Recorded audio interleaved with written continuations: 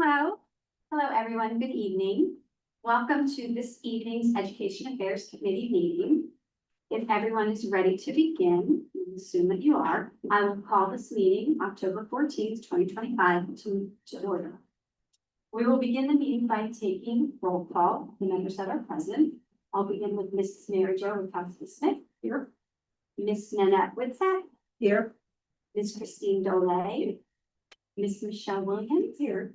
And we have Miss Rachel Holbrook joining us in this capacity. We have our superintendent of schools, Dr. Russell Johnston, myself, Dr. Sharon Baddick, the assistant superintendent. We have Dr. Pratt here who will be presenting. And we have Dr. McCullough who will also be presenting tonight, along with some visitors who will be introduced later this evening. Okay, the next item of business this evening will be to approve the minutes from last month's meeting, which was in September 2025. Each member of the committee has received those minutes and has reviewed them. I'm looking for a motion to approve those minutes. So moved. Thank you. Appreciate that. We will consider the minutes approved. Okay, we'll get started. As you can see, we have a couple of items on our agenda this evening. The first of which is the approval of our September minutes, which we listed. The next of which is the CHOP Policy Lab School Nursing Department review. And the second is the update on state assessment results. Before we get to the first agenda item, I would like to just take this opportunity to point out that we have reflected on the screen our mission statement, our vision statement. We also have the role of our committee. I'm going to go back, just give you a minute to look those over, and I encourage you to read them at your convenience later.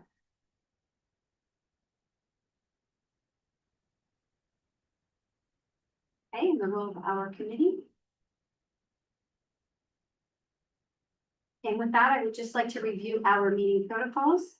The first is that our committee meetings are conducted by our central office administration.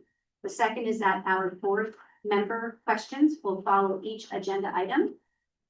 Third is that the community and the public will have an opportunity following the board members to ask any questions they might have or offer any comments. And where possible, community members and board member questions will be answered as appropriate by one of the members of the administration. I ask that the members of the audience please be sure to have signed in at some point. And if in fact you have something you'd like to offer following the presentation, please be sure to state your name and your address for the record. And with that, we will begin with Dr. McCullough, who will be presenting the CHOP Policy Lab School Nursing Department review. Great. So before we do that, we do have company tonight.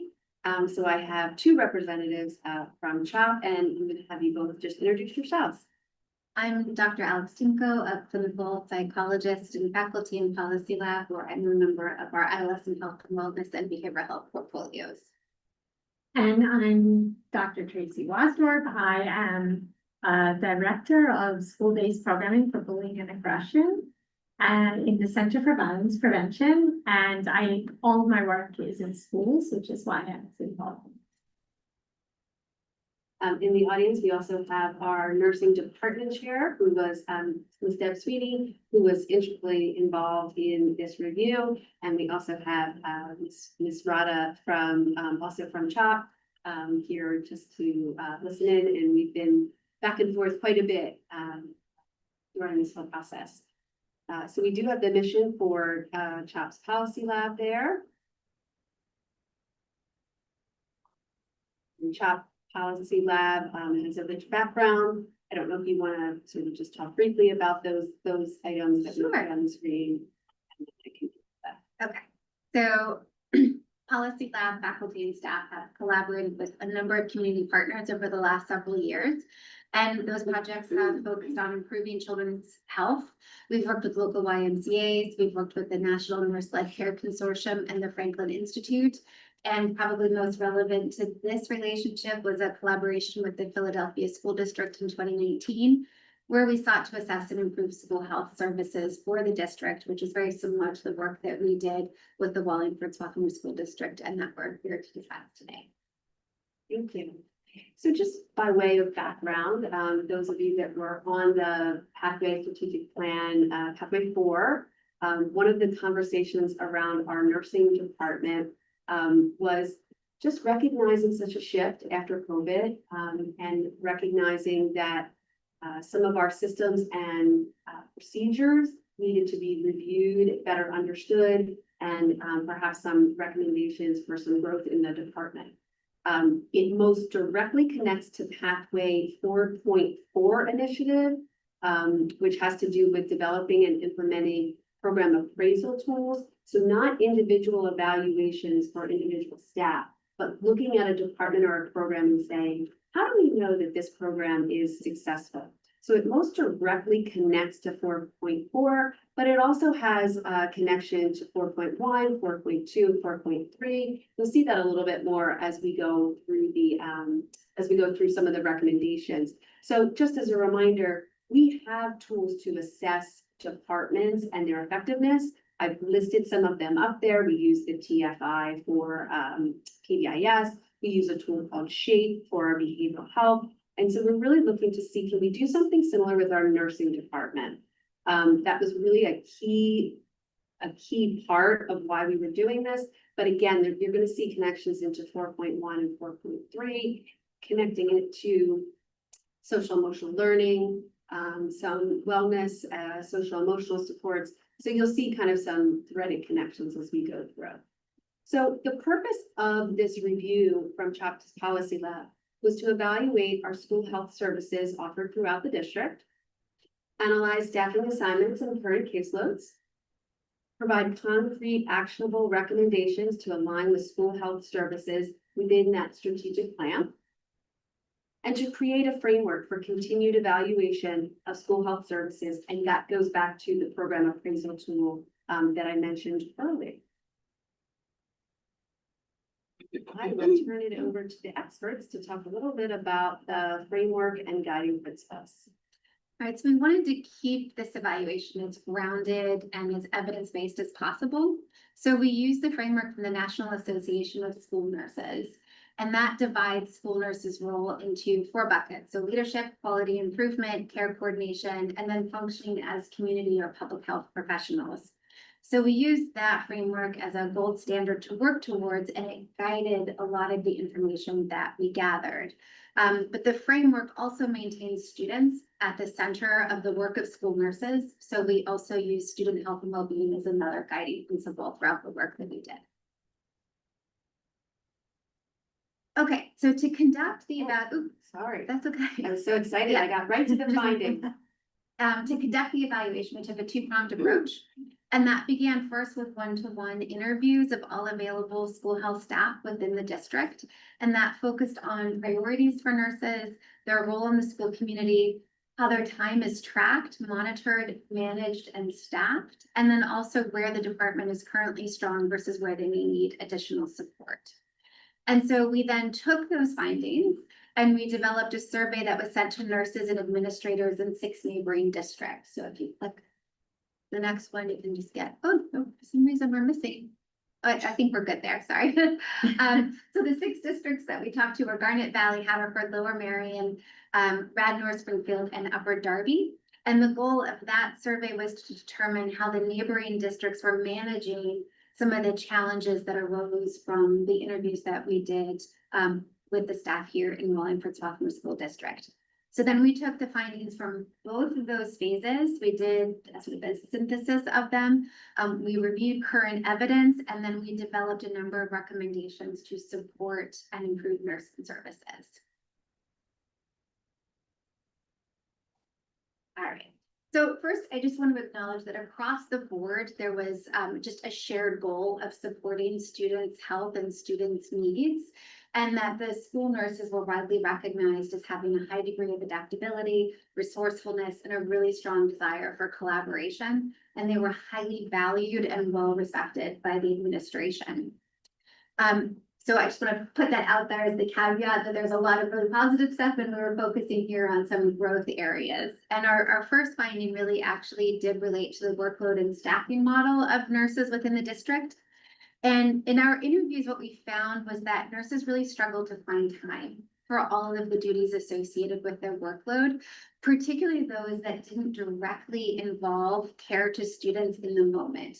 So those kinds of activities would include parent meetings, team meetings, developing health plans, or reporting activities. They did note that there was a high degree of usefulness to having a float nurse, but a float nurse being present wasn't enough to meet their needs. So then in neighboring districts, what we found was that most were generally satisfied with their current staffing model, and that split time nurses were the most widely used staffing solution in the health office, and those who reported using that model were generally very satisfied with it. So what does that mean here? Well, considering that our recommendation was to address the finding was to expand the capacity of the team to better meet the needs of the school district. And we've identified a number of potential ways to do this, which are all detailed here. And we provide more information about each of those options in the full report. So finding 2 relates to nurses' relationships with other members of the school community. And particularly relationships resulted in a lack of connection or siloing. So nurses really feeling like they weren't connected to the rest of the school culture, that there was a silo that existed. Administrators really expressed appreciation for nurses' self-management. But some nurses did note that certain tasks like screenings could be perceived as disruptive. Despite the necessity as regulatory requirements, and they're also really important tools to promote student health. Benchmark districts reported collaborating frequently with a seemingly greater number of school staff and collaborating with teachers, counselors, and administrators most often. So from that, our recommendation to address this growth opportunity was to prioritize the integration of school nurses into the broader school culture. And again, we identified 3 potential avenues to accomplish that, and we have those here. And likewise, we detail those further in our written report. Can you, could you read what they are? Oh, Because I'm visually impaired, so. I am so sorry. So the first strategy that we put forth as an option was establishing integrated trainings for school nurses to develop shared understanding with other school staff. The second strategy would be to reset school-wide expectations for annual screenings. And the third strategy would be to develop nursing leadership role with the input from the school administration. All of those with the goal of connecting nurses more tightly to the school community. All right, so finding 3 pertains to the electronic health record, and specifically here in the school district, Power School. And this is used to document interactions with students. And while it meets a lot of the basic needs, Power School really doesn't serve to optimize health service operations. And it can lead to some frustration and sometimes tiresome workarounds for nurses. And this was indicated by a number of interviews that we did. Power School also, and really importantly, does not include functionality to assess the acuity of student visits. So it can make it difficult for nurses to really accurately describe how their time is spent. And it's our understanding that really characterizing that acuity is very important. So you can also see in the slide that we have that there are data from other districts' electronic health record systems. That's okay. And pros and cons of those different systems. And they include a Power School and Snap Frontline, and then Frontline and Power School combined together. So it really seems like other districts have kind of cobbled together different ways to integrate systems to kind of meet all the needs. And then again, we have a recommendation to streamline the current documentation and reporting systems, really to optimize nursing time. And again, there are 3 strategies for this. If you could read them, that would be great. So strategy 1 is to examine the new EHR systems for favorability, cost, and their match with district needs. Strategy 2 examines systems that may supplement or integrate with Power School.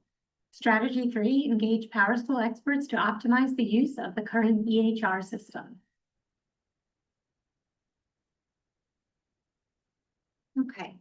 And then our last major finding really relates to the supervisory and evaluation structure for nurses here in the school district. And in the interviews that we did, we found that nurses prefer supervision from other healthcare professionals, but securing that type of supervision is really difficult, and it's dependent in part on union contracts. Nurses also expressed difficulty applying the current evaluation standard, the Danielson rubric, to their workload, and it leaves out a lot of their responsibilities. So the feeling was that the Danielson rubric really doesn't capture everything that they do. And when we surveyed other districts, we found that the majority of them, about 83%, are also supervised by district level administrators, and that 69% also reported being using the Danielson rubric. So this is a fairly difficult issue to solve, and it seems like it's present in multiple other districts. But we also had some recommendations here to develop a model of supervision and support that better aligns with nurses. And again, we have 3 strategies that we recommended. So strategy 1 was to use the NASN framework to enhance and update the Danielson rubric. Strategy 2, collaborate with other school districts to provide shared clinical observation or supervision. Strategy 3, leverage regional resources for school nursing from school nursing organizations. So in conclusion, Wallingford-Swarthmore School District school nurses are very respected and overstretched, which can limit their ability to really optimize student health. And again, optimizing student health is one of those main goals of the profession. Improvements are needed in staffing, integration, and use of the electronic health records, as well as supervision. And drawing on national guidance and research, the report calls for empowering nurses as public health professionals beyond direct care by helping them to lay the groundwork for long-term system-wide health promotion and surveillance of youth in the district. I just want to give a little update sort of from the Wallingford-Swarthmore lens. Just because this report obviously reflects a moment in time, the times in which they spoke to our staff, did interviews, focus groups, and met and got interviews from surrounding districts.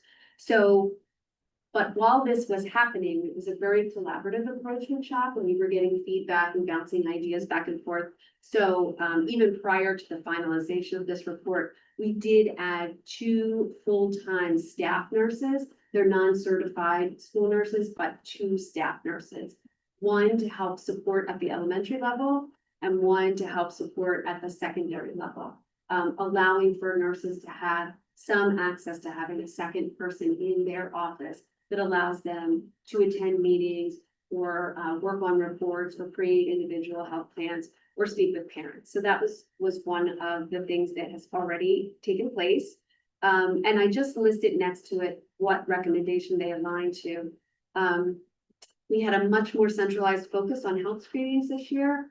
We created sort of timelines and a plan for some extra support from contracted providers to come in to provide some additional support and to really streamline the approach.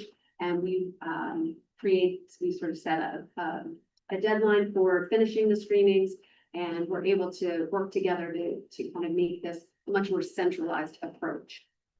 We are working on calculating the acuity of our staff, so that of our staff to student ratios, so that we can make further recommendations, because we want to make recommendations based on our staffing as it is now today, which includes those 2 additional nurses. And what does our acuity look like now that we have those in place?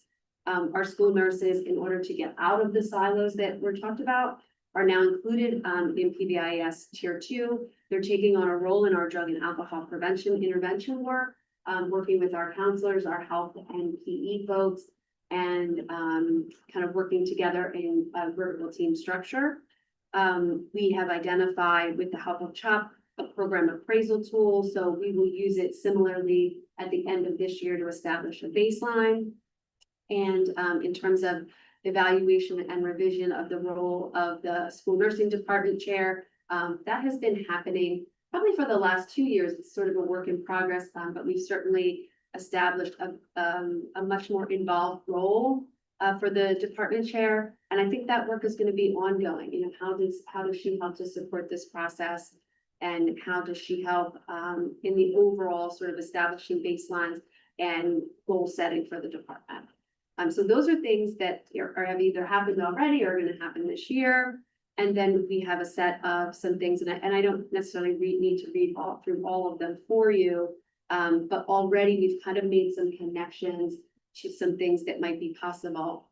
And I think in terms of staffing moving forward, we're really gonna look at that acuity model. We're gonna talk about, do we still need additional staffing? Do we need some revisions to assignments rather than adding bodies, but do we need sort of an additional, a different way to assign our float nurse and now these two staff nurses? So just some things to consider, but we have a plan for sort of, kind of working our way through all the recommendations and finding some solutions and to continue for the growth of the department all the way up to 2028.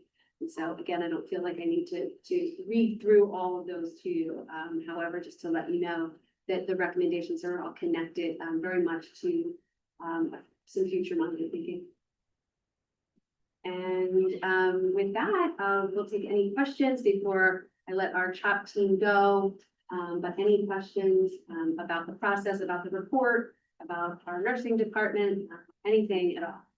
Great, thank you, Dr. McCullough. I really appreciate your update, and thank you for joining us. That is really helpful. Ms. Williams, some questions? Thank you.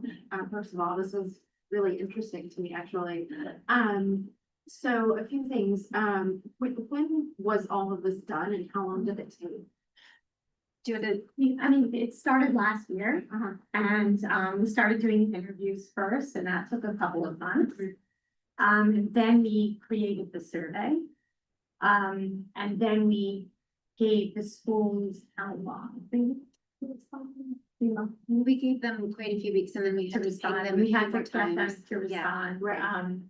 And then we wrote the report over the summer, so we kind of started over the summer and ended over the summer, and we did all of our interviewing at times with people who weren't. Obviously, we went around the schedule. And just to jump in on that, even prior to that, I mean, it really came out of our strategic planning work, where even prior to that was figuring out what is it that we want this report to help us. So all told, this was probably a year and a half, maybe a little bit more. Yeah. Because there was a lot of 18 months. meetings with us Lots of before we meetings. started the Yeah. research. It was a very Thank collaborative process. No, I thought you meant just the research. I mean, all of it. Yeah, Thank you. And then one of the things it was mentioned about the school nurses and the supervisory requirements. Is there like an organization that would collaborate with like Rodelco school nurses that would provide supervisor? Is there anything like that? I noticed it said that there was an in-service for the Delaware County school nurses, but is there any type of organization to kind of help with that at all? So I think the Delaware County Health Department can provide some collaboration. I think the fact that our school nurses are part of the teaching union contract, so it leaves us with not as much flexibility.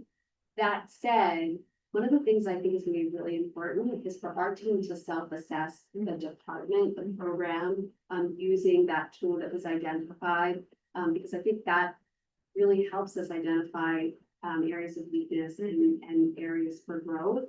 And I think that there is certainly room on the table to revise the Danielson rubric in combining some of the components from the NAS. And I would assume we're not the only ones in that boat, right? Not at all. And really, what it really comes down to, I think in its most basic sense, is nurses really wanting some clinical feedback from other nurses or other health professionals who really kind of get what they're doing and giving that or direct kind of feedback so that they could grow more in their profession and become more skilled at what they do. And then my final question, for recommendation 1, it said we could look for support through the Pennsylvania Medicaid reimbursement plan. Is that something we are pursuing? I know that we've done a lot of that, but that could be a potential way to Staffing, right? Yep. Also increase support. So I know that there's already been initial trainings in some of the back end part of the building, so that is sort of in process.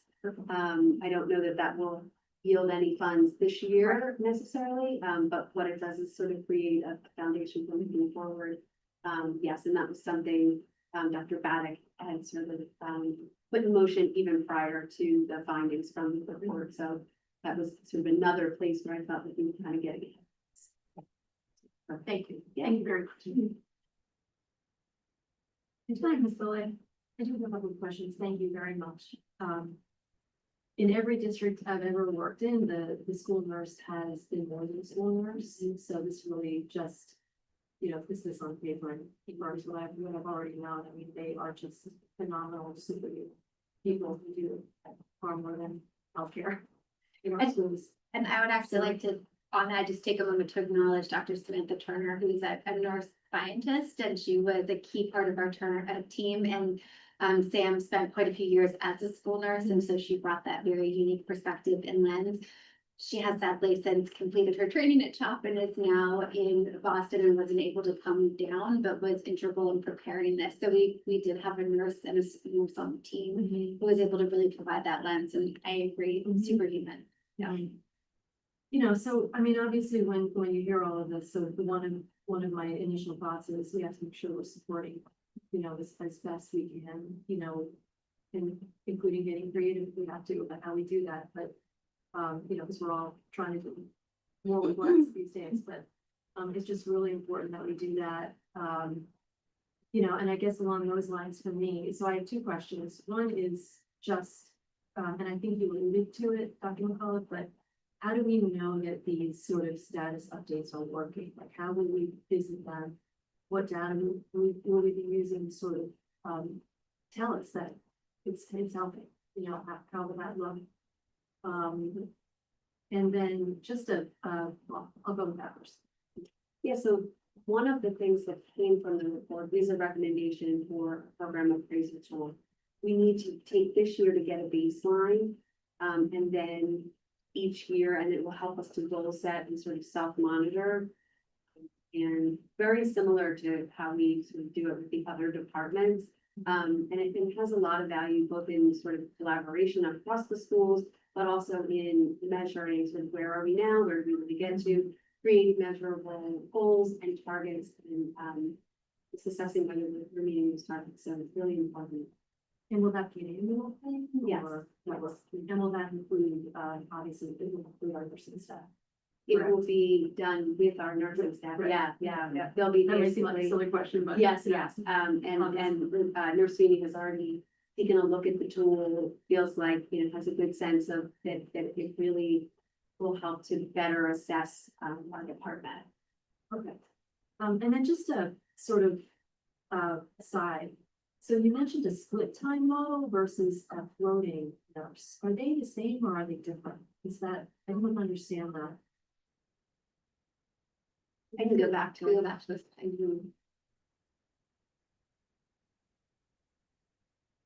It was the chart. Mhm. Look at the chart. No, that's Nope, the that other one. chart.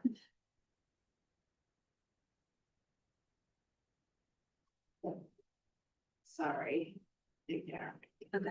Alright, so yeah, we didn't define it there. So if I'm recalling correctly, and I think we detail this more specifically in the report, it's splitting time across schools. So one nurse will spend some time in this school and some time in that school. So they're splitting. So like more than one school, for example, if there are 3 elementary schools in the district, they might share one nurse across those 3 schools so that the nurse splits the times. So I think a little bit different than a floating nurse. My understanding is a floating nurse kind of floats within the school, Okay. and a split time nurse splits their time across the schools. Okay.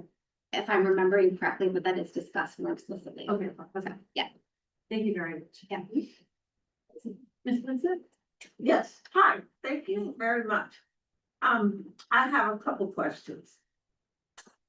One so that I can better understand what this report is. What is the Daniel rubric? What is that? That's a great question. So the Danielson rubric is the primary tool that we use to evaluate teachers and non-instructional staff. So it's the rubric that we use to do the evaluations. And it's a model that's been around now. Yeah. Okay, And the concern is that it doesn't tap into many of the tasks that a nurse does. So the nurse that's used to evaluate the nurses, but it doesn't touch on the things that they do as part of their everyday job. So those things really aren't captured fully in the report. So that's the concern. okay, so does that mean that we're not going to use that in assessing our nursing department? So that still is something that we need to consider based on the findings of the report. If I had to venture a guess today, what I would say is that we would use the bones of the Danielson rubric, but we would also include some components from our school nursing framework. It's more of a national model, and I think hits a little bit more specifically to what our nurses do. And I'm curious because I don't want to date myself, but what are the screenings that are required now? Now, I know when I was in elementary school, you had vision, hearing. You got it. Your- Check, your check, weight. check. Yep. Vision, hearing, weight, scoliosis, and the depth signaling. Was there another one that I'm not getting during the signaling? Okay. I got the scoliosis signal. Thank you. That was good. Yeah, so they're the standard screenings. Okay, and they're usually done in elementary school. They are done throughout the different years. Yes. Oh, really? Yeah, no, it's not just elementary. Okay, and so right now we have a nurse in every building. We do indeed. We have a nurse in every. And the two additional nurses are going to be like floaters, So we have, or one, are they assigned they're to? assigned, and one of them has a schedule and she rotates among the 3 elementary schools because most of her experience was in elementary. The other nurse, supports the secondary school, so she works back and forth between the middle school and the high school. She's primarily in the high school because our float nurse, that we have also supports the middle school. So middle school has some coverage. So this second staff nurse that we hired primarily supports high school. Okay, so,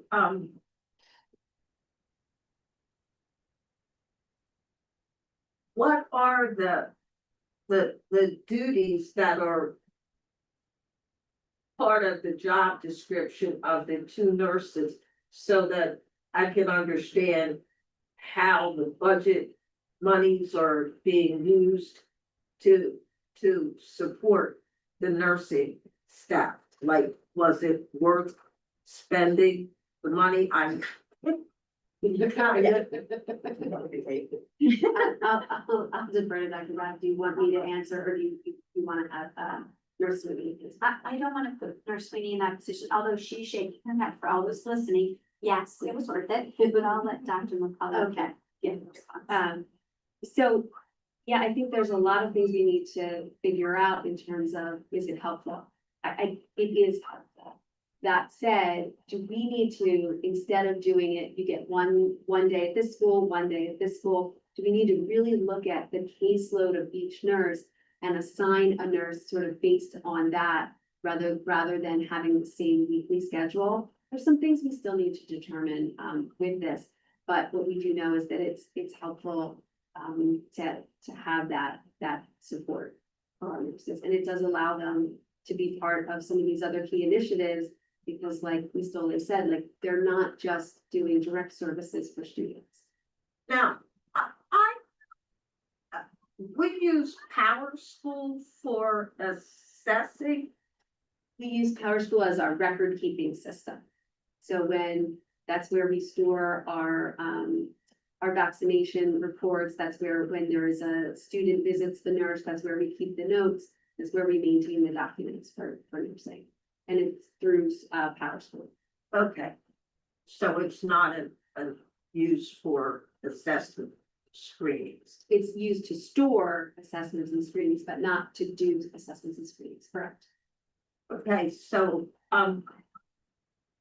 with the, one of the findings was our nurses were looking for more supervision. Why were they looking for more supervision? Is it that they need another, we need another Mrs. Sweeney? Oh, there's only one. Can I take a stab at this one? I think really what that speaks to is in supervision, it's really in the realm of that evaluation of how they're doing and the use of that Danielson report, where getting feedback on their job performance and where they can grow clinically and how they can advance professionally is really hard to get if you're not getting evaluated by another nurse or another health professional. And so it's not supervision as in, are they doing their daily job, like where they need to report back, but really sort of more broad supervision and feedback in terms of professional growth and evaluation of performance, wanting that from another health professional. And that's really where that came in.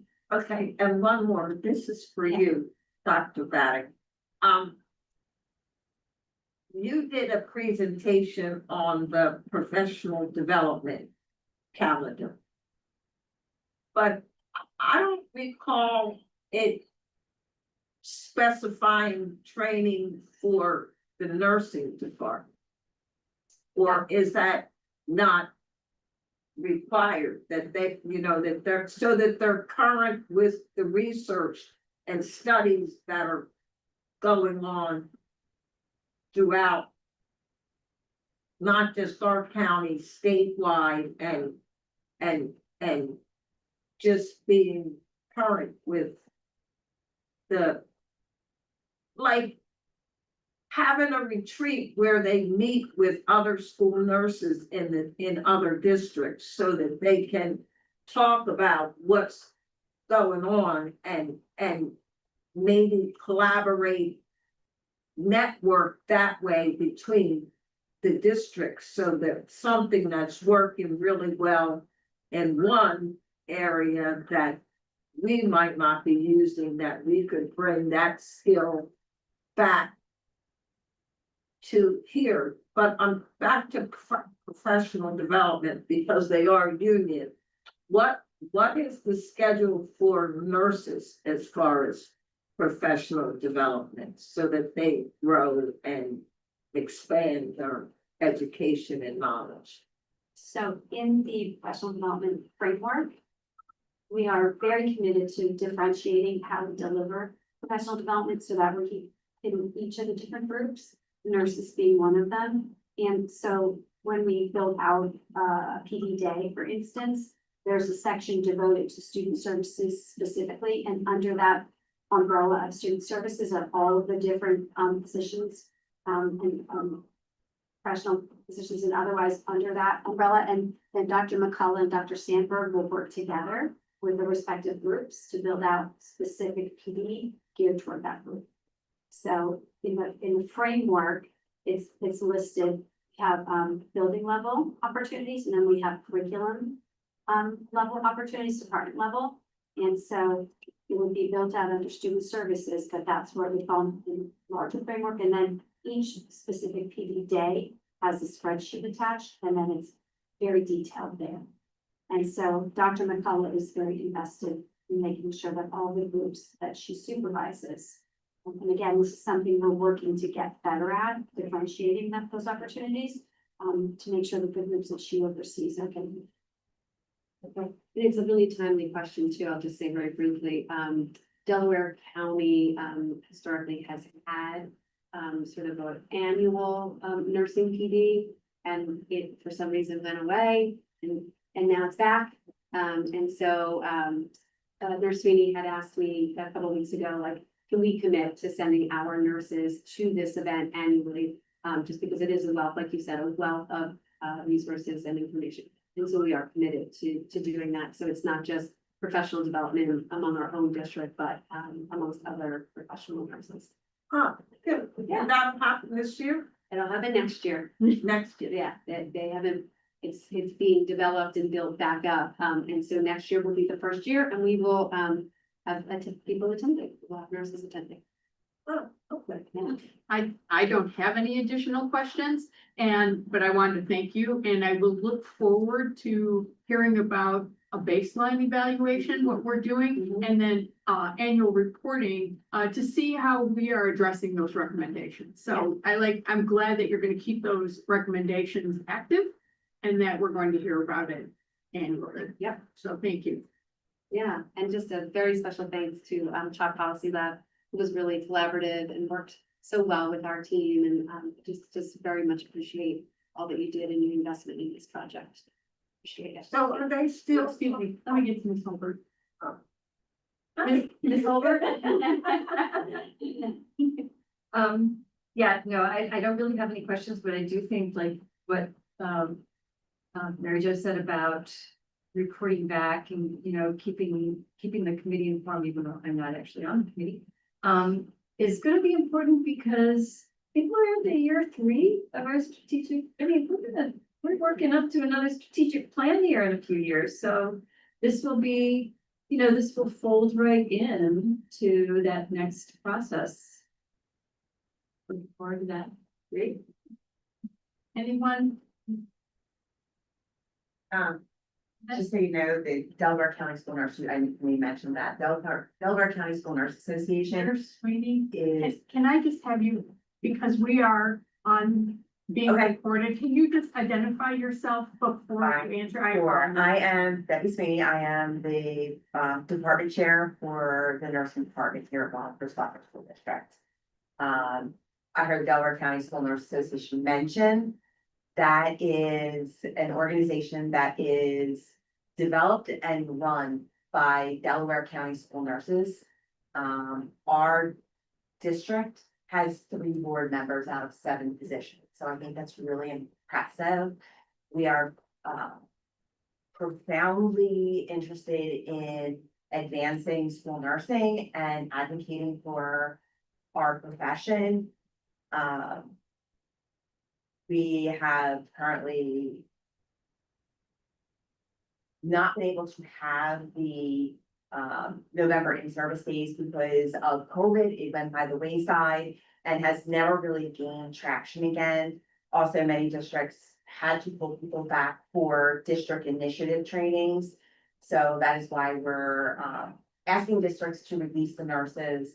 We organize all our own speakers and we are doing that in conjunction with the Delaware County Health Department. So we are working very closely with them.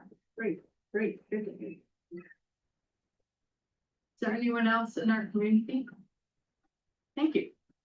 Thank you. We'll get to there. Please. Thank you all. Thank you. Thank you so much for coming out. I really appreciate it. All right.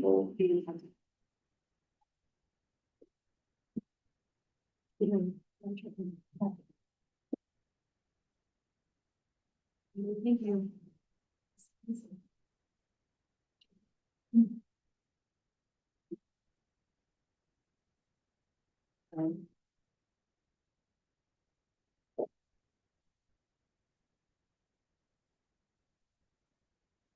Hello, I am Leslie Pratt. I am going to share an update on state assessment results tonight.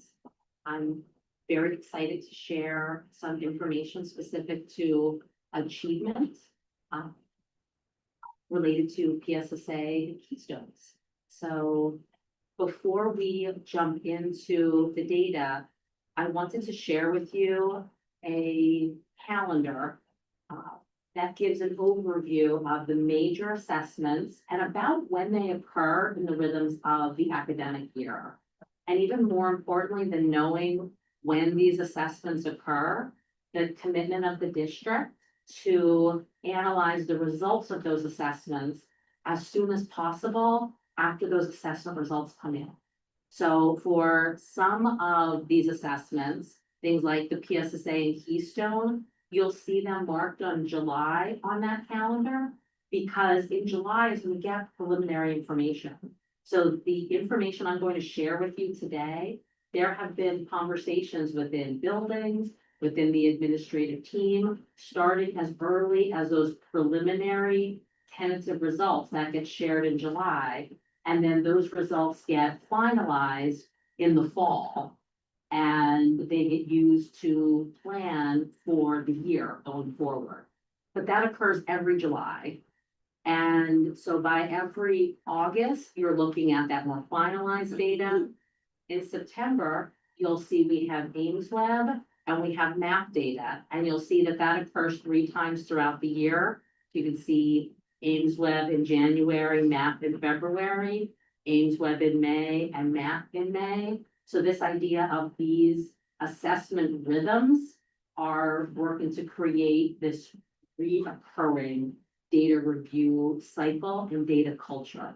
So once we have those assessments, to think about how we use them. So today, we are focusing on just the first 2 boxes there. We're just going to be looking at PSSA and Keystone, and we're just going to be focusing on the achievement results on those 2 assessments so far. The presentation is framed by a series of slides on the PSSA that look like this. And so before I get too deep into the presentation, I just wanted to orient us to each of these slides. And the premise behind building a slide in this way is everyone will be able to enter it and take as much or as little information that you want. So if as a viewer, you are interested in the bottom line, just tell me what is the % of our students that achieve proficient or advanced at each grade level on any year. Then you will look at those highlighted areas. That highlighted area says this is the bottom line % of students who scored proficient or advanced on the PSSA for each of those years. If you're also interested in some more comparative information, you could also look at the last line, the last column on this chart. And in that final column, it shows the change in % of students from the prior year. So when we are looking at how did a group of 3rd graders in 2024 score compared to how did a group of 3rd graders in 2025 score, we can look at that kind of year-over-year comparative information. You could use the second to last column to look at how students in 2025, students who took the PSSA in the spring of 2025, how their results compare to 2019, which was the year before COVID. And so to think about what did results in our district look like before COVID and after COVID.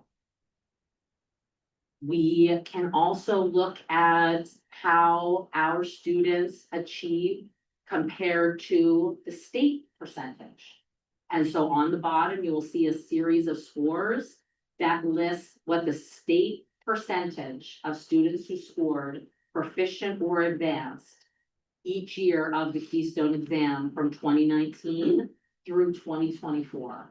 And the big question might be, but Leslie, what about 2025? That's the comparative data we really want to know. That information hasn't yet been released in eMetric. So as soon as that information is released, we'll make sure that we embed that as a part of future data presentations. The reason we included so many other pieces of statewide data is there's a trend that we suspect is going to continue in terms of in terms of the achievement of students exceeding the statewide average. So we won't be able to confirm that until the results come out, but that has been the result consistently. And then the 5th piece of information you can take away from this slide is you can use the arrows. So you could look at those arrows if you are interested in cohort information. If you are interested in how did our 3rd grade students in 2024 fare on the PSSA, and how did that same group of students fare on the 2025 PSSA. And so one of the caveats that I will give for anyone who is kind of looking at some of the cohort data, remember that the PSSA assessment gets increasingly difficult as you move through grades. And it is a trend and pattern that we lose the number, we lose some students in the proficient and advanced category, and that happens across every school in the state.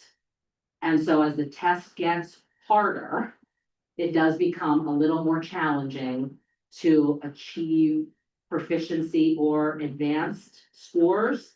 So what we're really looking for on those cohorts is you want to see something that is reasonably steady. That you want to see a group of students who are moving in ways that doesn't feel like there's huge cliffs going upwards or huge cliffs moving down.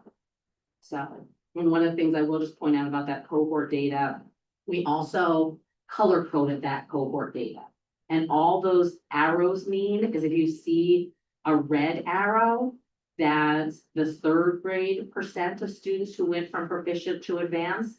That number went from 80, basically 85% of students were proficient or advanced. That same cohort of students in fourth grade achieved about 81% proficiency. And so when we look at overall third, fourth, and fifth grade ELA PSSA data, just some data highlights to share with you. So in ELA, in grades 3 through 5, over 80% of third and fourth graders scored proficient or advanced on the 2025 PSSA. And over 75% of fifth graders scored proficient or advanced on that assessment last year. The percent of students who scored proficient or advanced in grades 3, 4, and 5 did score in grades 4 and 5 did score lower than in previous years. But overall, achievement remained high across all of the grade levels. So we have this information shared numerically. What I'm going to share next is this is the exact same information presented visually. So this is the exact same set of numbers that is given to us in pictorial form. And just as a reminder, whenever we have any of these PSSA pie charts, anything that is blue is advanced. On a pie chart, we want to see as much blue as humanly possible. Anything that is green is proficient. We want to see as much green as possible. Anything that is yellow means basic. So it's below the threshold of overall proficiency. So you want to see not a lot of yellow on the chart, and red is below basic. So any place where you see a red sliver on any of these pie charts, it is students who generally scored at around 30 to 40% on this particular assessment. So those are students who we're thinking about what are the ways we want to support those students. Because we have relatively small red pies, we are able to look at those results student by student within the building, which is a privilege that many other larger districts aren't able to do. So that's something that is just a point of pride for us as a district. We also wanted to share with you some disaggregated data related to ELA at grades 3 through 5. And so again, this is the same data set. So that top bar is the same set of numbers presented visually in a slightly different way. And so when we look at that top line, imagine that as the entire population of all students within the district. And then when we look at our disaggregated data, we can see that these student groups, which are identified in the comprehensive plan as historically achieving and experiencing achievement gaps in the district. That's why we're focusing on these 3 groups in particular. So you're going to see echoes from the comprehensive plan, echoes from the strategic plan. We're really working to hone our gaze and focus our energies into creating opportunities where all of our students can be more successful. So before I share some general information, I do want to note that the number of students in many of these disaggregated subgroups is very small.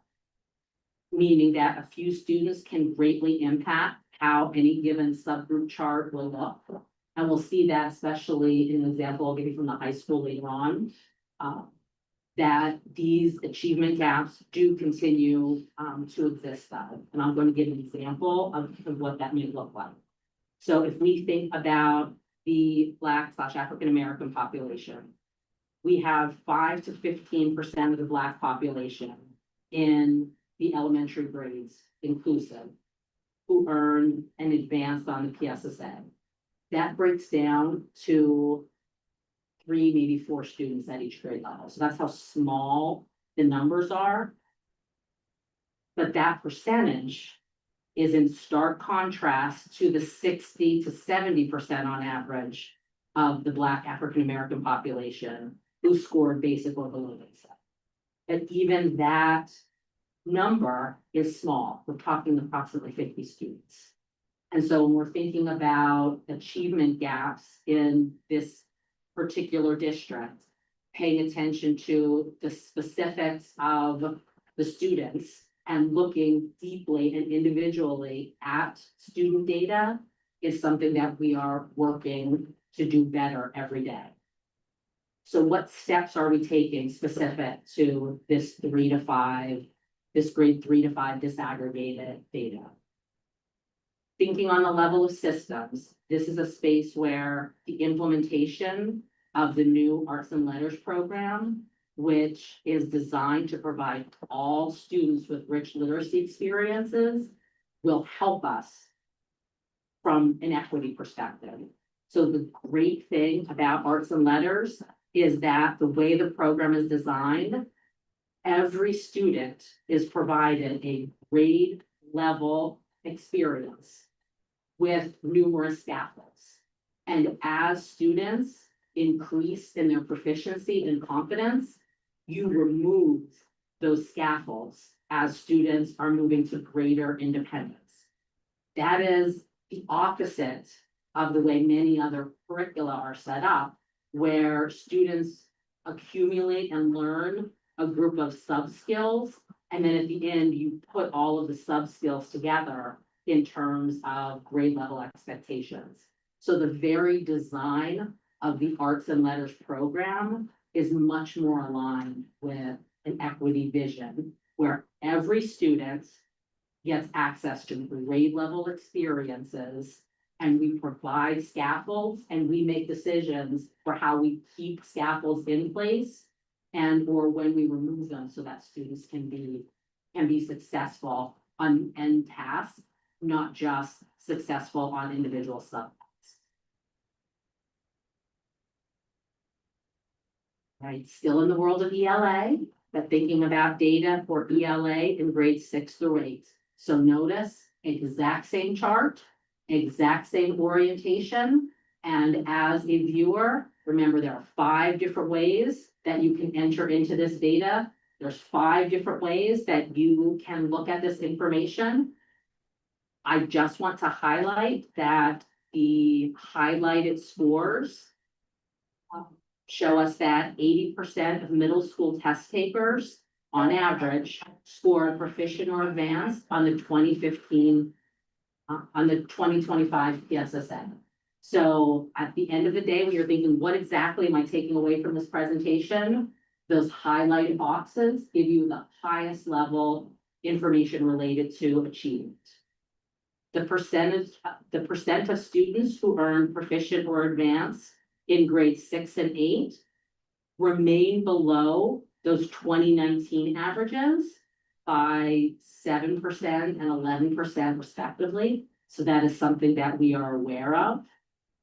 The 7th grade cohort, so these are students who were in 6th grade, the students who were in 6th grade the previous year, They increased the number of students scoring advanced or proficient.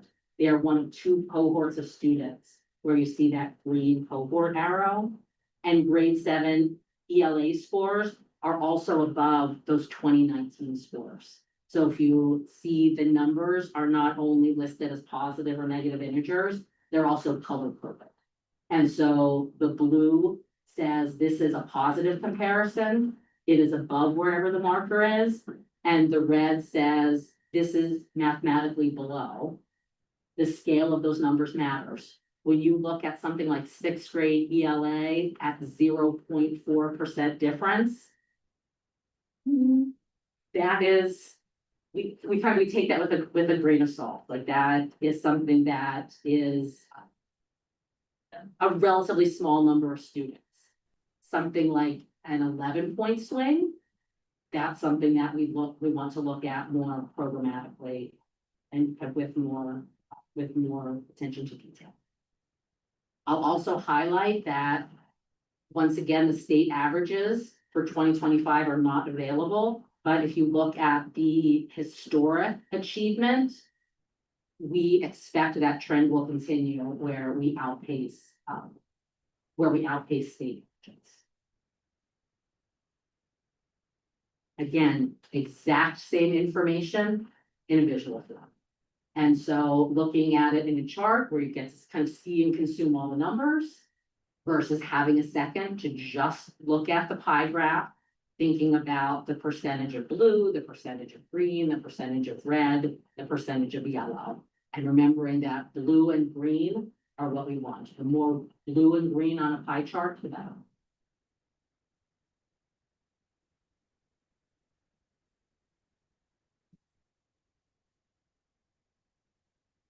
And then we have the same information disaggregated. So same formats.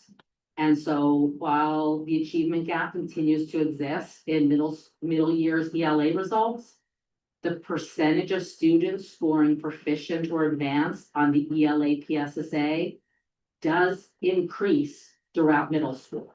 I'll give a specific example. So in these results, 30% of students who are Black, 30% of our 6th graders who are African American earn scores of proficient or advanced. 40% of Black students earn scores of proficient or advanced in grade 7. 57% of Black students earn scores of proficient or advanced in grade 8. In grade 7, there were 0 students who were Black who scored below this. And so I once again couch those percentages with a reminder that the numbers are small. That when you are talking about 6 students in a grade, 12 students in a grade, 15 students in a grade, the movement of 2 or 3 students can swing those percentages. But the fact that those percentages are trending up across the middle grades is, I think, a testament to some of the dedicated effort that the middle school teams are putting in place. I also want to highlight that similar, albeit slightly less dramatic trends also exist for these other 2 subgroups. So while this achievement gap continues to exist, I did want to share with you an effort to interrupt the gap. This year, every student who is a part of either the Black African American subgroup or the economically disadvantaged subgroup in grades 6, 7, 8, and 9. So the students that are currently sitting in a 6th grade chair, 7th grade chair, an 8th grade chair, or a 9th grade chair. If they belong to one of those 2 subgroups, there was a full data profile that was built out for that particular student, because we're trying to think about what are the trends over time and how can we keep eyes on students to be able to intervene as soon as possible should someone need enrichment, should someone need additional support.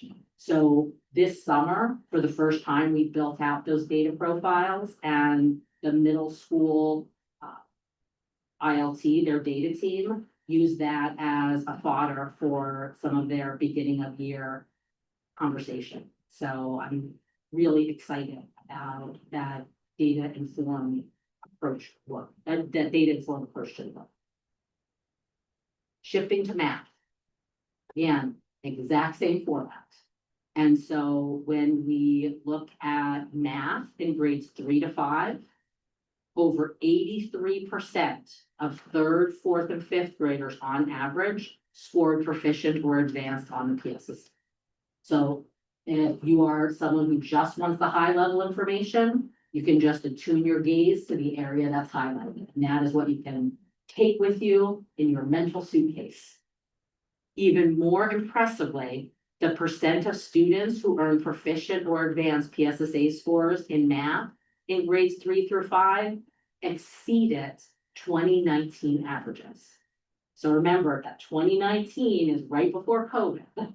And so the fact that we see so much blue in that penultimate column, there is reason to celebrate our math teachers at the elementary level. There is a reason to celebrate our elementary principals. There is a reason to celebrate the curriculum work that Emily Benson had shepherded through, and that Mr. Gabriel is continuing to shepherd through. So there are some really great things happening in elementary math that are worth celebrating. Another piece that I'm going to highlight is that students in that fourth grade cohort, so this is the other space where you see a green arrow, and remember, that's not typical. Across the board, in most grades, you lose a small fraction of students in terms of being proficient or advanced. And like 6th to 7th grade ELA, 3rd to 4th grade math disrupted that trend. And you can see that those students more students scored proficient or advanced as 4th graders than they did. I just want to highlight. And again, take a second to look at the statewide average. Sad little blank column for 2025. Not for lack of effort. I feel like that was shocking metric. And then the exact same information visually.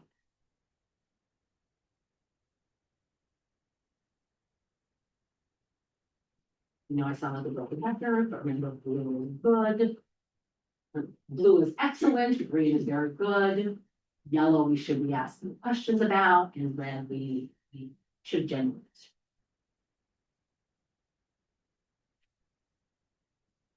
And then we have the disaggregated data. So we think about the disaggregated data for math in grades 3 through 5. We recognize that an achievement gap continues to exist. And this is another space where the implementation with fidelity of new curriculum, specifically Reveal Math, has the potential to interrupt some of these achievement gaps. Remember from Mr. Benzing's presentations last year, one of the core components with this approach to Reveal Math is a low floor, high ceiling approach. So that idea of creating a sense of math sense and math knowledge by giving everybody a way into the math curriculum and creating ways that students' knowledge can be expanded. That is coupled with experience before formality. Remember, Mr. Benzing would always talk about the importance of experience before formality. That's a core component of the Reveal curriculum when it is enacted with fidelity. So those systematic changes are things the district is very purposely putting in place to try to interrupt these achievements. We're on to math, grades 6 through 8. Let me guess what I'm going to say. Same structure. And so you can enter the data through any one of those 5 data points. If you are looking for the key takeaway, concentrate your eyes on the yellow boxes because that is the overall achievement at each grade level the last time students took this PSSA in the spring of 2025. So in math, in grades 6 and 7, 2/3 of our students, about 66%, scored proficient or advanced on the PSSA. In math 8, that percentage dips to 58%, but It is above the 2019 score, which remember that was the pre-COVID score, and it is a considerable jump above last year's score. So like in elementary math, impressively, the percent of students who earn proficient or advanced PSSA scores, they exceed the 2019 scores across the board. Like in elementary, this is a stark contrast to national trends. And a national trend is fewer than 25% of schools are posting achievement at or beyond those pre-COVID levels, at or beyond those 2019 levels in math specific. So it's another piece of information to recognize and to celebrate as we look at this. The percent of students who achieve proficient or advanced comparing 24 to 25, it seemed to be maintained. There's a little variance, but that like 0.4 and the plus 0.8. Yes, there's a positive and a negative swing, but because those numbers are relatively low, we are talking about a small number of students. So we read that information differently and we ask different questions than when we see big, like the plus 11.2. And we want to ask questions about both curriculum as well as the outreach. And once again, statewide data, historically, we have outperformed the statewide percentage. We do expect that trend to continue, but we do not yet have that information. Until I was secretly hoping that I would have it. Exact same information visually.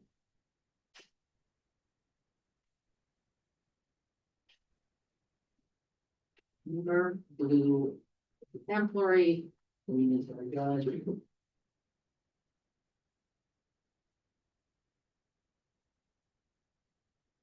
Same set of information disaggregated. And so as we can see, achievement gaps at WSSD continue to exist specifically for these three subgroups that are targeted in our comprehensive plan as well as in our strategic plan. And while the achievement gap exists, one effort to interrupt the gap is, again, the adoption and the commitment and the fidelity of implementation with Reveal Math, as well as that focus on formality, following experience to develop math sense. At the middle school, we also have a math specialist position, and one of the points of amazing synergy is the math specialist, the math TOSA, and the literacy specialist share a space that we affectionately call the dormitory. And there is such amazing synergy in that room as they think about how they're going to support students. So some of the literacy structures that were put in place by amazing literacy specialists like Michaela Del Sordo and Michelle Miles and Kyla Preto, because they share a space with middle school math specialists, some of those structures are being tweaked and now implemented with math. And so we just have some really nice growing structures.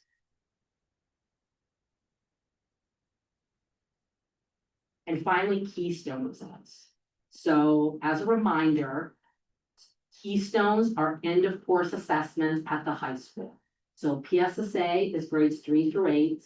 Keystone exams are high school. So Keystone exams are connected with specific courses called trigger courses. The trigger course for the Algebra Keystone exam is Algebra 1. Some of our students take Algebra 1 in 8th grade. Some of our students take it in 9th grade. Some of our students take it in 10th grade. Whenever you take Algebra 1, at the end of that course, you are triggered to take the Keystone Algebra. So that's why you'll see two different circles here. And sometimes when we're looking at the data in more detail behind the scenes, you'll see students at different grade levels taking the same assessment. For biology, the biology exam, the trigger course is 9th grade biology at the high school. And for the Keystone Literature exam, the trigger course is 10th grade English. It's the English 2 course. That is the trigger course to take the literature exam. So what is represented here is the achievement of all test takers for each of these exams in the winter of 2025, as well as in the spring of 2025. Remember, at the high school, we have a block schedule. So when somebody finishes their trigger course, if their trigger course was in the fall, they take the assessment when that course ends. So this is all of the information kind of summarized and consolidated. So any human being that took a Keystone exam in 2025, regardless of their grade, if they were part of the trigger course, their information is included. So on the literature test, the big takeaway is 72% of students earned a proficient or advanced score during this test administration. So in this particular pass of the test, 72% of our students earned a proficient or advanced. Just kind of an interesting little tidbit that our high school students scored higher on analyzing fiction than they did on comprehending the details of that fiction. So I thought that was kind of an interesting trend you don't see in other places. I just wanted to highlight that. On the Algebra 1 exam, you'll notice there are 2 graphics. That bottom blue circle represents 8th grade students taking Algebra 1 in the middle school. So we would expect to see a lot of blue in this graph because these students are in an advanced math class. And so the vast majority of the students in these advanced math classes scored advanced, albeit not all. The top circle with Algebra 1 represents the students at Strathaven High School who were in an Algebra 1 class last year. Some of these students were 9th graders, some of them were 10th graders, 1 or 2 of them were 11th graders, but if you were in a chair during the Keystone last year for algebra at the high school, your results are included. So of these students, 54% of them scored proficient or advanced during this particular test administration. The last pie is the biology exam. So on the biology Keystone exam, 68% of students earn a proficient or advanced score during this test administration on this test. I'm emphasizing that for a very specific reason. That is because winter of 2026 will be the last time we will see the biology exam in its current form. Beginning in the spring of 2026, a revised biology Keystone that's aligned to PA Steele's will be implemented. The shift to Steele standards is also why you didn't see 5th grade science or 8th grade science results. Because this past year, any student that sat for any assessment on the PSSA related to science, all they did was field test. There weren't even student results that were shared back to the district. And even if results by student were shared back by the district, they would not be valid to share or to make instructional decisions. And so when we think about our Keystone results, remember, this is achievement on this one test administration. During a future presentation, once the Future Ready Index is out, we'll talk more about banked scores. So these are not the banked or the best of scores. These are the achievement scores right now from this particular administration, because our focus in today's presentation is just on achievement. And then here's the information as disaggregated. And I'm going to highlight the power of low numbers. So if you look at that very high bar graph under each of the subgroup categories, that last column on each of those data charts are students who took the Algebra 1 exam as 8th graders. And so when you look at all students, yes, 93% of them scored advanced. When you look at the small number of African-American students who are in that advanced math class, and the number is small, they too scored advanced. When you look at the economically disadvantaged students who are in that accelerated math class, the N was very small, but they too scored advanced. So this is just a reminder for us to always think about the care and the thoughtfulness we need to enact whenever we're looking at disaggregated information. In this district in particular, the number of students in each of those subgroups tends to be very small. That doesn't mean we shouldn't look at that information. We just need to be very thoughtful. So on average, about 20% of Algebra 1 test takers in these historically marginalized groups earn a proficient or advanced score on the Keystone Algebra test on this administration. On average, about a third, about 33% of students in these subgroups earned a proficient or advanced on the literature test. The range of achievement results by subgroup made it challenging to average the biology results, but the range was between 7% and 60% of students in each of those subgroups having a degree of success. And so what are we doing with this information? The Strathaven High School team continues to explore ways to build systems of intervention and support so that all students can be successful. So the work on the academic seminar as a vehicle and a vessel for targeted support, the presence of a math specialist functioning as an interventionist in the high school is another step towards this support. And then the work of the building administrative team to think about what are some of our action steps that are data informed going forward.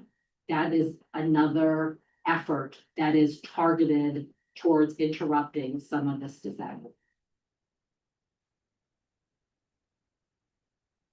And then our next steps in communicating data, not just to this subcommittee and to the full board, but the commitment to ongoing data review is something that's very important. And all honesty, the board and the superintendent has said it was so important and so valuable that we have carved out a specific job to think about how we talk about data and how we put walking legs on, how we make sure we're not just admiring the data, but thinking about what we do with that data and information. We are working on making results more accessible in PowerSchool. So things like PSSA and Keystone results are currently available in summary in PowerSchool. We're trying to see if things like the MAP family report, is there a way, and we don't technically know if it's possible, but is there a way that we can sync that into PowerSchool? So that way, things like the reflection that happens with math reports in the middle school, it just becomes another complement to that.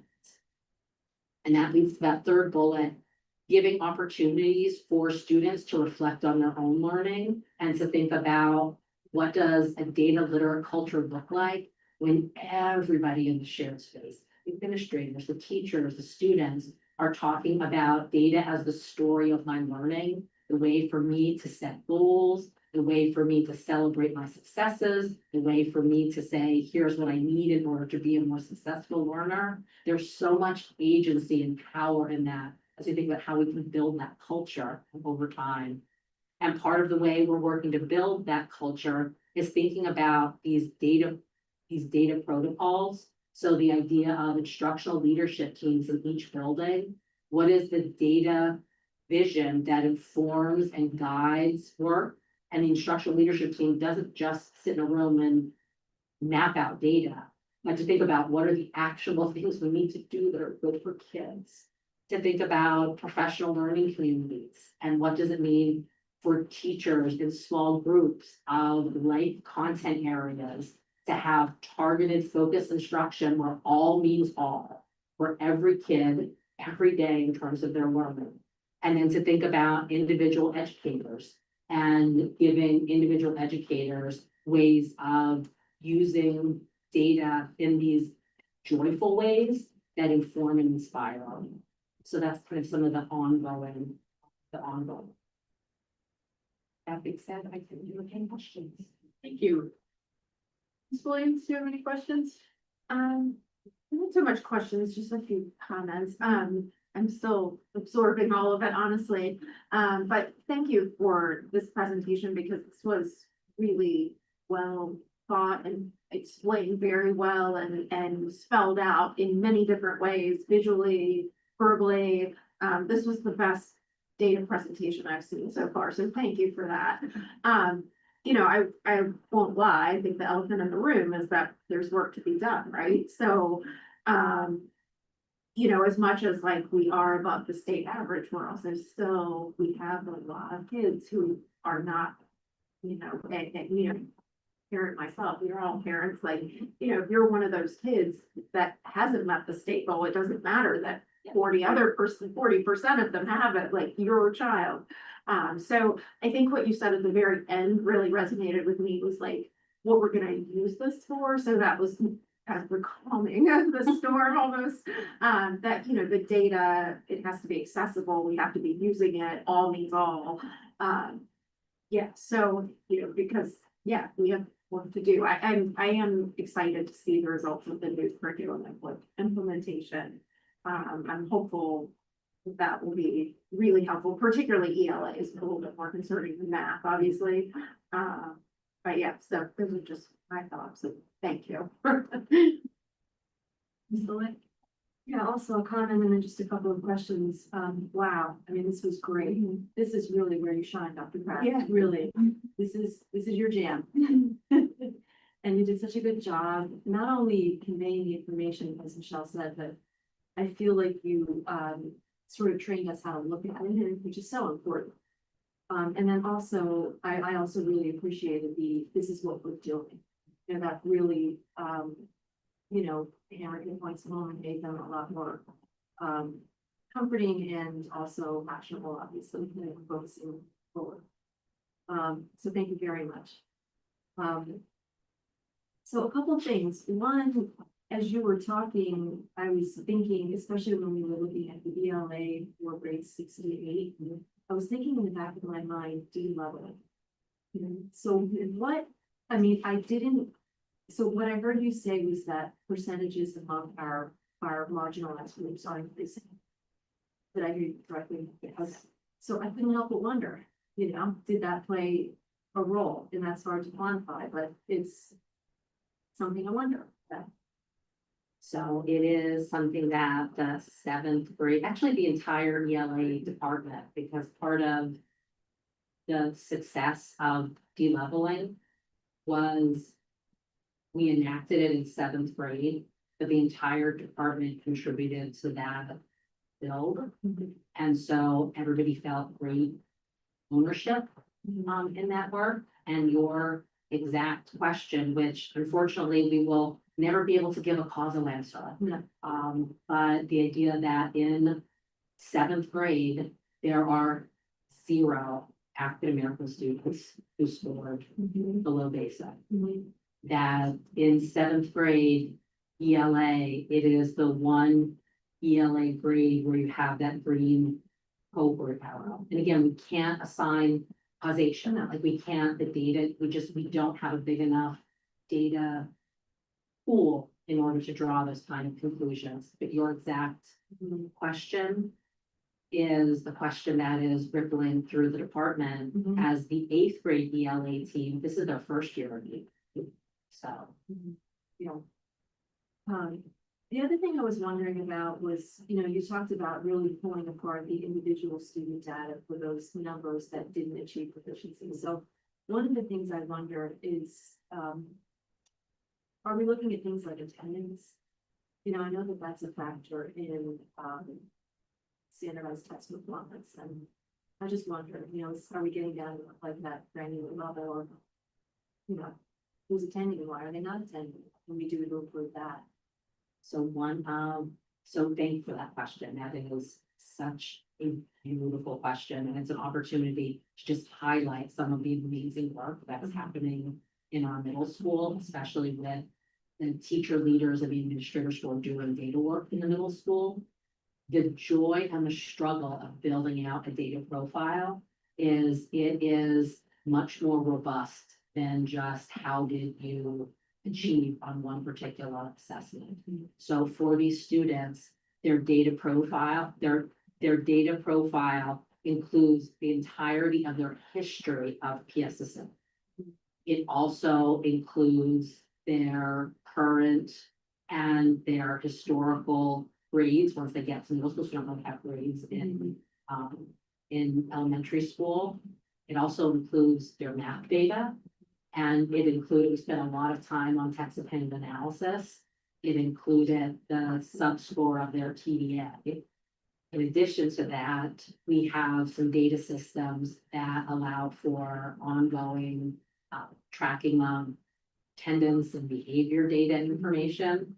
And so to be able to say, this is somebody that had 17 absences, that becomes a part of the data profile. And because those data profiles are robust, it stops us from taking any one point and saying, oh, well, that's the issue. And it helps that data team really focus on, these are the things in the locus of our control. Like, it's not enough to say, well, this was an attendance issue, and so if the student would be here, they would learn.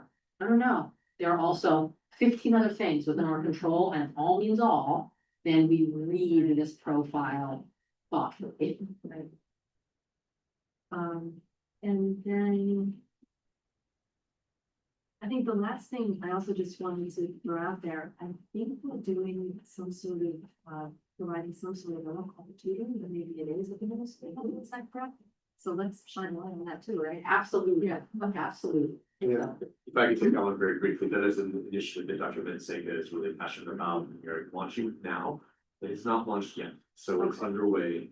His goal is to have this, have it implemented by the end of November. So we're excited about that, and really going back to what Dr. Pratt said about how the data are being used at the local level.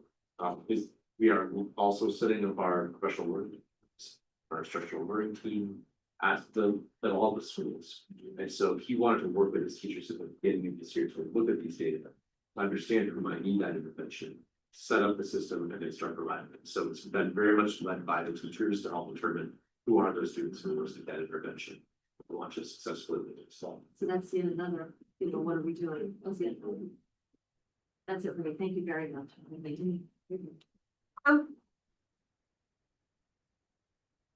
I just have a few, well, first of all, what a extraordinary presentation, and it is Eugene. So I think you found your road. But it's still disheartening to see the disaggregated data. And then not to hear clear interventions that are being put in place. Now, you mentioned tutoring, so it seems to me that depending on the principal, that's as strong as the school team is, because I know that Dr. Masenka took away Chromebooks and has gone back to some written classwork. So kudos to him for decreasing screen time. But when you say, like, how many, like, it's grade wise, but how many students actually took these tests? All of them? Like all the ninth graders? So at the high school, every student who finished an Algebra 1 course took the Algebra 1 test. So that is almost every ninth. It is almost every 10th grader that took the literature test because it's tagged to the tenth grade English course. And almost every ninth grader took the biology course because biology tends to be a ninth grade course. Now, in our district, do we have the opt-out?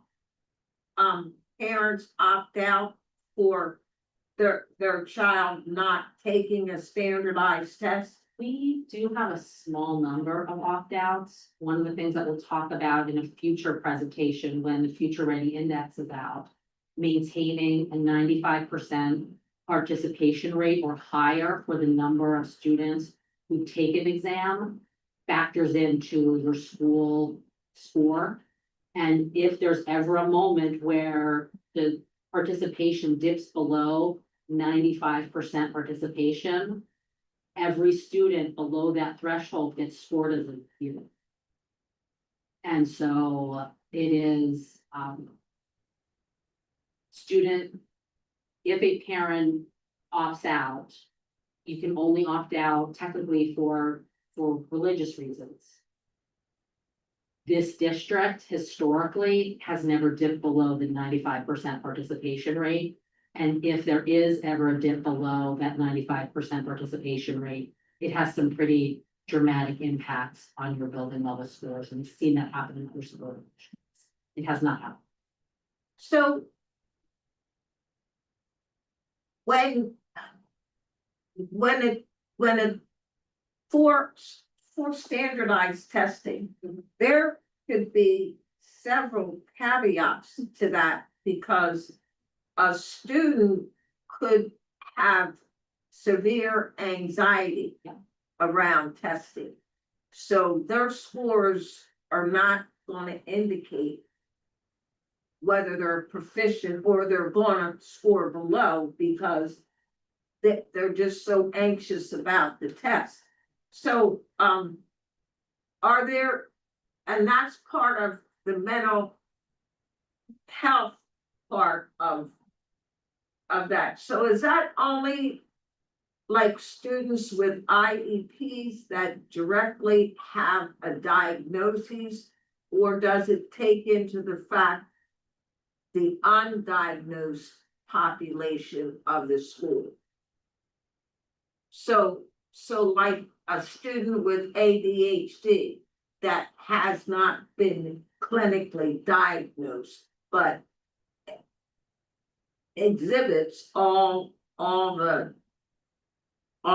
factors to be diagnosed.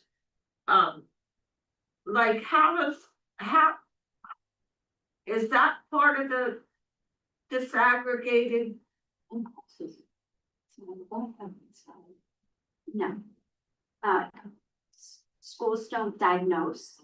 They're evaluated to determine eligibility. There's 13 eligibility categories in Pennsylvania. So if you have not been evaluated and determined to be eligible for special education programming, then you're not part of that disaggregated group of students identified with disabilities. You could still fall under one of the other subcategories, but not that one. Okay. So, just as a district, and as a Black board member, I am passionate about within this school, since we've been talking about this since Dr. Merced. So for me, that goes back 2.5 years of this data being below, and in 2.5 years, it doesn't seem like it shifted it. In fact, they're scoring lower. Is it because it's less of a Black student population? So there's not as many Black students or marginalized students in the district anymore? So then again, those having a super kind of clean, tight answer where we're in some ways assigning causality, the result is this for this reason. It is hard to do with this kind of data. I can give a specific example though, using the elementary numbers, just to get a sense of the scope of the numbers. Remember when I presented elementary ELA data? All of that data represented about 60 students when we're thinking about the total number of students who are Black or African American in the entirety of the elementary school. So that's grade 3, 4, and 5. You have a little more than 60 students total. And so thinking about what are the ways that those students that right now are overrepresented on that red chart, how do we make the red column smaller? How do we make the yellow column smaller? And how do we make that green column higher? And there are pockets of success, but not enough. Not enough that we have started to flip this graph. And part of my thought long-term is we have this powerful visual anchor to hold us accountable in this work. What we want to see is some of the things that we saw, I would argue, in 7th grade ELA, where you saw the red bar disappear. You saw the green bar go up, but didn't go up by enough because that yellow bar increased. So our kids went from below basic to basic, but that can't be enough of a win. But I think if we can keep returning to this and call out the places of need where we still can grow, at the same time that we're trying to celebrate those successes that we might not even be able to assign causality to. Because the D level in 7th grade, like that was an equity effort. Like that, the selection of the arts and letters curriculum over other equally worthwhile curricula, that is a more challenging curricula to teach. It is founded in equity principles that are not present in other curricula. So I like you, I want results yesterday. But I think we need to share the results as they are and be really honest with, these are the struggles we're continuing to face. And then work to try to confront them really head on. And I'm just gonna add to that, because I think it's important to know that we're coming at this from a number of different directions. One of them is professional development for our administrators. We're partnering with the Center for Model Schools, which you all know. So we're helping them learn how to work with their data teams. Dr. Pratt's really involved with that. And we're also helping them form and then run professional learning communities, so that, again, teachers are talking about data, they're talking about individual students, they're thinking about everything from attendance to whether or not they're part of one of these subgroups or not, what other issues they might have at home, if there's any behavioral health issues, if there's anything else going on, like to get a whole picture of the student. And so that's very important. But in addition to working PD with the administrators, we're also doing with the teachers. So we have an effort to increase differentiation in classrooms and improve our tier 1 teaching practices and instructional modalities, which is really important. And a lot of that requires a culture shift and a mindset shift, which doesn't happen overnight. The school district has not been doing that for a long time, probably forever. So it's sort of just we're learning as we go. And the good thing is it is being embraced. We're also promoting, Dr. Johnson and I have been going out to visit the schools regularly, and there's a greater emphasis on student and certain ways we can get kids involved in learning, because that's important, and especially for these students who may not have been participating for different reasons. And we know a lot of these students in these subgroups feel alienated in ways. So between all the things that we're working on and all the work through student services, to help everybody feel a sense of belonging in this community, both academically and in terms of their social connections. So it's all these things together that are going to help us to continue to reduce the achievement gap. But we're all very committed to do that. Great, thank you. Yes, Dr. Pratt, thank you so much for this information. And as you and I talk about data a lot, my question is, I'm very much looking forward, the achievement, scores give us one set of data. But I think, and the really just as important, maybe more so, is really the growth data. And I know that's not available. I looked on PBS today and there's nothing there yet. And I think that seeing where our kids are, did they make progress and did they grow?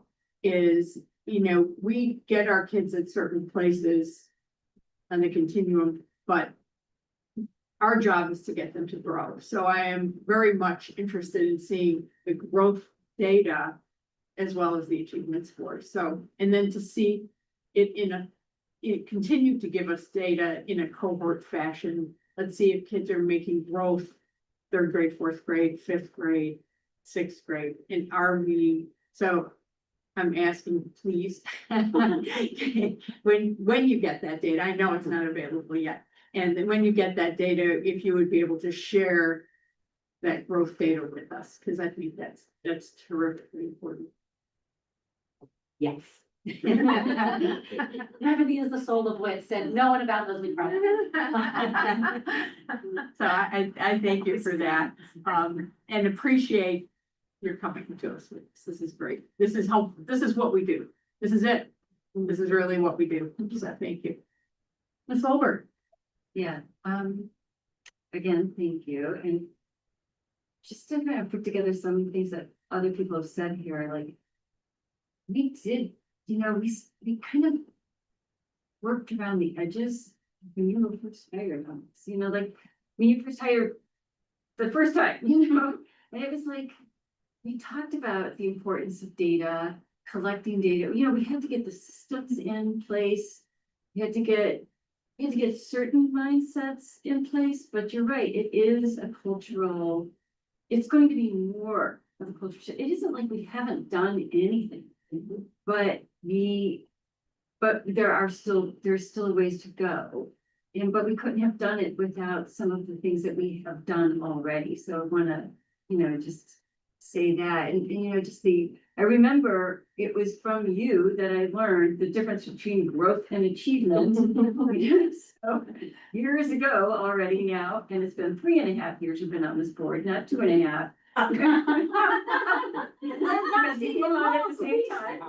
I know it feels like 2.5, it's not great, to remind the time, but, yeah, it just, I took it like, I want to kind of take this, because for the nonprofit that I work for, I'm a data and evaluation manager, and we have this, I specifically work with our HIV team, and, our feet are held to the fire by the city and by the, feds, and we have a number of performance measurements, and one of them is such a bear, and you can't get any movement on it until our case managers have done something consistently, something that's no fun, consistently over an entire year. And if you miss one of these quarterly things that I have to make sure that I check off, so I'll get a report that's like, for each person, they'll say, yes, yes, no, yes. And it's like, okay, it's not till I get yes, yes, yes, yes, that percentage is gonna move up. So I kind of understand, like, this is you gotta start and know that it's gonna take a little while. It's gonna take a long while, but I did actually have a question, and this is a little bit more global about attendance, because I kind of skimmed through the report, and it just, attendance jumped out at me. So less about like individual attention to attendance, which is also super important, but I would love to hear a little bit more about how we're doing, maybe at some later time, how we're doing in terms of attendance. Maybe it's not a concern here, I just have no idea, because I know in other districts I heard about it, like really a lot last year. Maybe it's because the beginning of the year, I don't know if it's calmed down, if it's gotten worse or better, but I'd also like to understand how to put our district in context with the rest of the Commonwealth and the nation. Attendance is one of the indicators for the Future Ready Index, which will be out next month. Okay. And Dr. Pratt will be presenting at the board meeting in November. So we will have that attendance date. Awesome, there we go, just set you up. Well, yeah, As long as yeah, we, as long as, so. yes, as long as the Department of Education releases the information and there's no reason to think they won't. We should have. Thank you. Thank you. Before we wrap things up, I just want to remind everyone that our next Educational Affairs Committee meeting will be November 11th. Same location, 6 p.m. Bring your coffee. Thank you. Meeting adjourned. What's on the agenda for November 11th?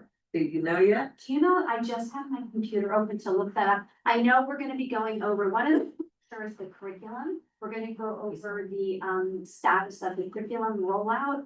In the district, which is another really important. And then also we're building out a platform, for, both the teachers and for the community. So that, there's access to, the teaching, learning, and innovation, all the different things that are going on in that department. And so we're building out a digital platform for that, and Mr. Gabriel's going to present that as well. So I know that